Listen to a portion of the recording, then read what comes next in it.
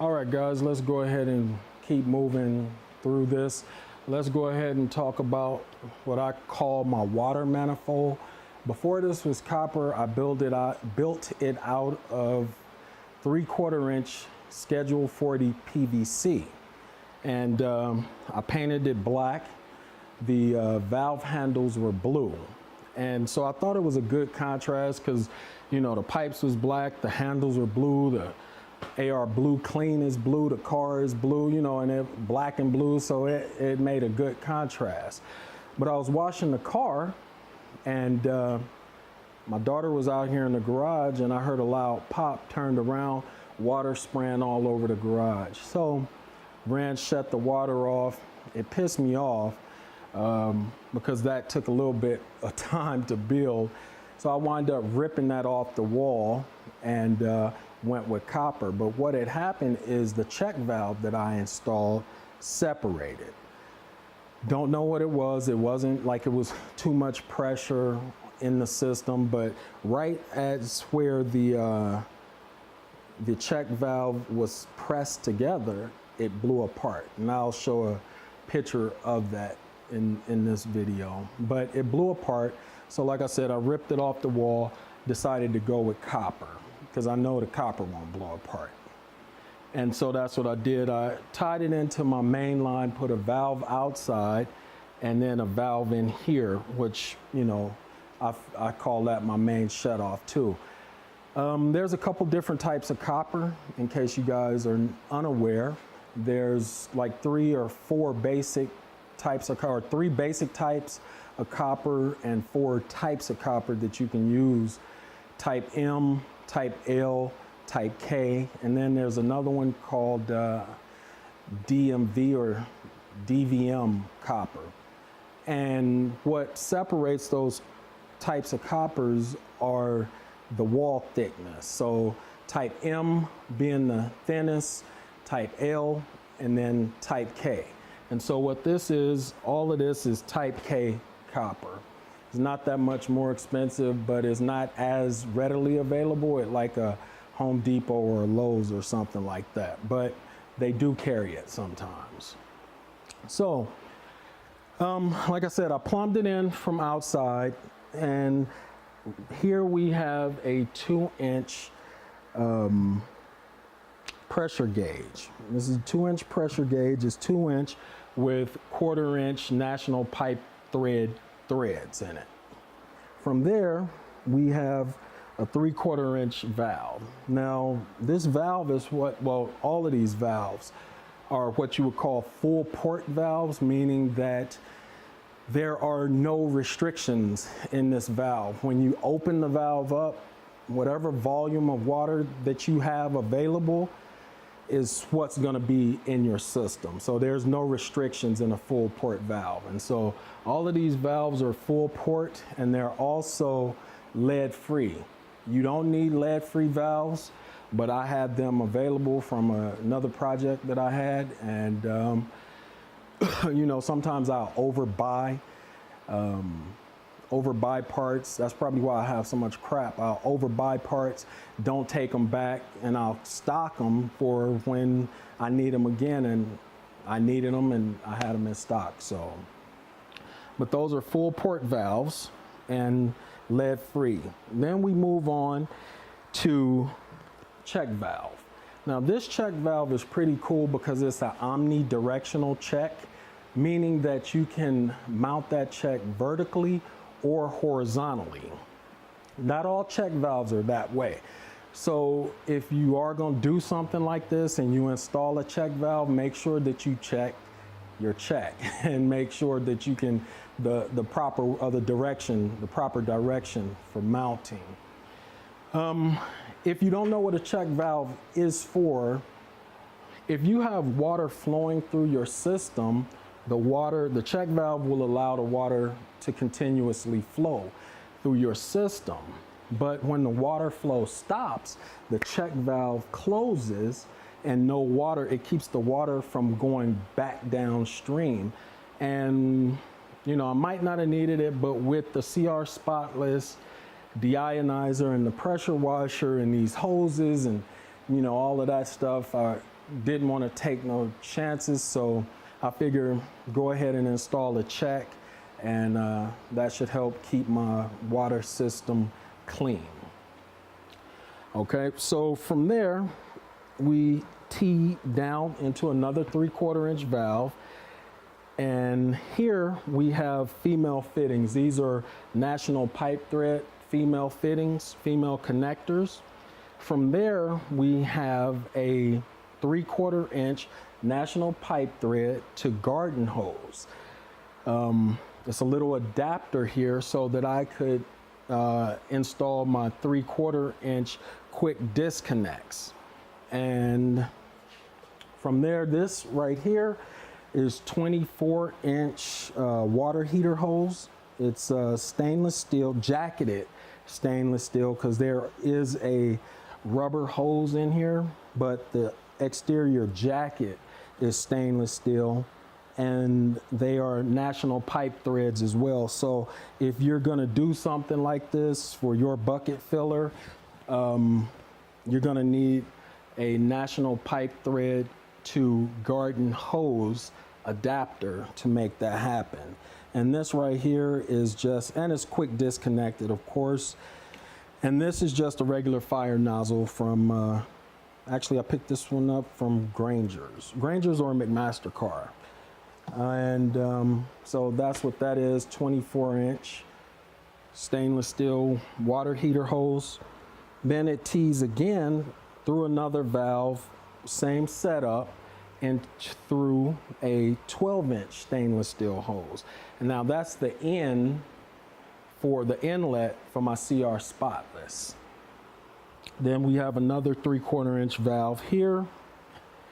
And so it comes in the CR Spotless, through the CR Spotless, out the CR Spotless, through another valve, through a pressure gauge, and then it goes into my AR Blue Clean 2050 pressure washer.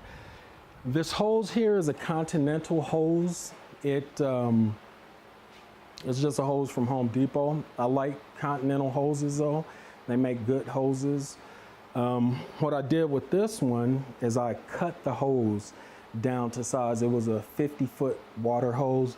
I cut that down and I bought the fitting from Home Depot, but it was a big, I don't know, zinc type fitting or pot metal fitting to be able to tie into my pressure washer.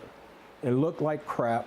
So what I did was took that off and took that hose to a hose shop by my job, and they pressed on or crimped on a new fitting and a male garden hose fitting. So that then runs, and I think it looks a lot better than what that Home Depot fitting looked like. And then that runs through the pressure washer, through the quick disconnects on the other side, and into the hose. So let's see, is there anything else? Oh, you know what? If you have a setup like this, or you, like I said, you choose to do this type of setup, where you have your pipe, your manifold clamped on the wall, you want to put a wrap on that, because there's something called galvanic corrosion and for dissimilar metals. So what will happen is one metal that's, without going way in, metal is more noble than the other, and the weaker of the two metals will corrode. And it's a whole scientific thing, which is way above my pay grade. But when you have dissimilar metals, you want to wrap it. And the wrap that I use, this is Orbit's wrap, and it's a PVC wrap, and it's 20 mils thick. And so what I did was took like 3 to 4 wraps of this material, put that around the copper, but I didn't like the advertisement on it.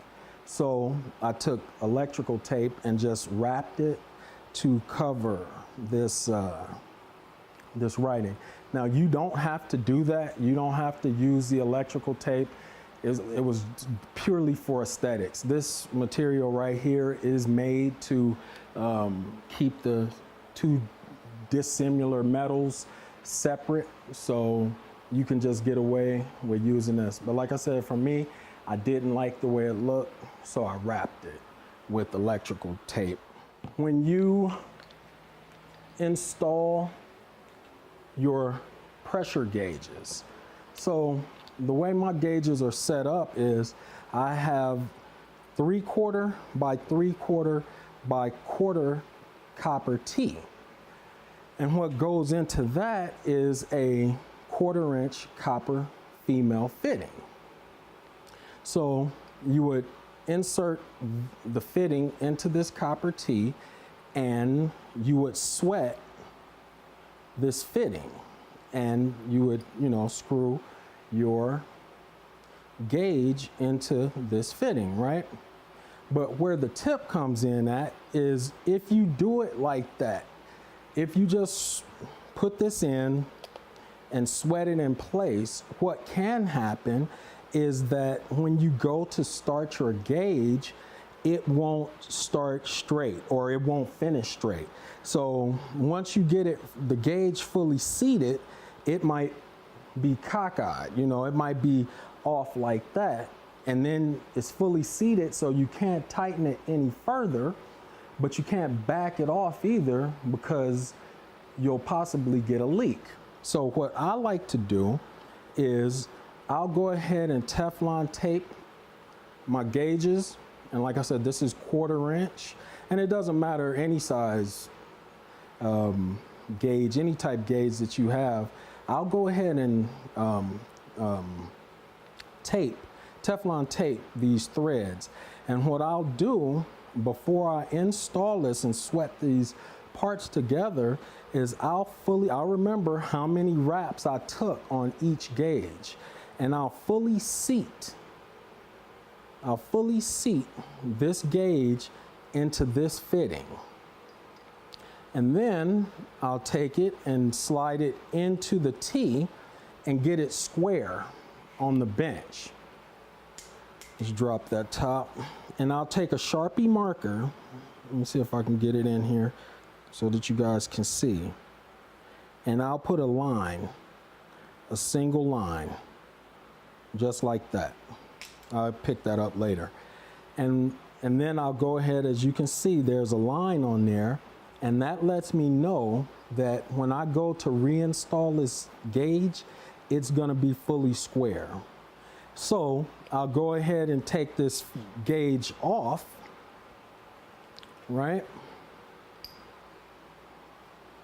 Reinsert this fitting into this copper T, line up my lines, and go ahead and sweat that in. Then when I'm done with the job, I can go ahead and put my wraps of my wraps of Teflon tape back on this gauge or any of the gauges. And when I go ahead and fully seat this gauge, it will be square. This gauge is fully square, horizontal and vertical. So that's just a little tip that I wanted to share with you guys. It makes it a lot cleaner because, like I said, when you just throw that fitting in and go ahead and sweat it, you never know where this gauge is going to finish up. And you don't want to do all that work and have your stuff out of square. So I just wanted to share that with you guys, and that's pretty much the manifold and how my system is. But let me go ahead and move the camera. We'll open the garage and I'll show you guys how it works. So just real quick, I'll open this valve and open this valve, and that will allow the untreated water or just regular tap water to flow through this manifold into my pressure washer. Now, if I want to use my deionizer, what I will do is close this valve, open the in, and open the outlet, turn the deionizer on, and the water flow will stop here and be redirected down this T into the CR Spotless, out the CR Spotless, and then I can go ahead and rinse my car or rinse whatever vehicle, and I have a totally spot-free rinse. Of course, you have to get the water out of the line that's already in there and the water that's out of the hose. So you just spray it for a few minutes or a few seconds, clear the line of, you know, how long you think it takes to clear the line, and you'll have deionized water. When you want to go back, you just go ahead and close the inlet, close the out, open the center valve back up, and you will run straight water through there, and it works great. So let me move the camera, open the garage, and give you guys a demonstration on what that looks like and how it works. All right, guys, so like I said, the system is fully charged. I got the garage open now, and I want to show you guys how it works. So I'll go ahead and open this valve. The valve outside is open. Like I said, the system is fully charged. It's open here. I will go ahead and turn on the pressure washer. At that point, I can pull my hose out to however many feet I want. Pull the trigger, and I think that is plenty of flow. Release the trigger, and it stops. Pull the trigger, plenty of flow, and it stops. Like I said, if I want to run my deionizer, then I'll close this valve, open this one, turn on my deionizer, and it's the same principle. All right? I can run this, run the water out of the line, let that go, and I have deionized water. So the system is really that simple, but let me go ahead and close the garage, and I'll go ahead and wrap up the video. All right, guys, and that's how my system works. That is the long and short of my car wash station. Right now I can leave the valves open or I can close them, but either way, the system works. I don't have any leaks. It's not that difficult to do. I don't sweat copper all the time, but I know how to sweat copper the way I do it. I know there's several different ways to do it, but I know how to do it. And it looks pretty neat and clean, and like I said, it's leak free. So if you guys are interested in me doing a video on how I sweat copper, let me know in the comment section, and I'll do a quick video of how I sweat copper, the techniques that I use, the materials, how I clean it, you know, the whole 9 yards. So thanks a lot, guys, for watching. Thanks a lot for hanging in there with me. I'll ask you to give me a thumbs up and subscribe to the channel and share my video. You guys have a blessed day. I will see you on the next video.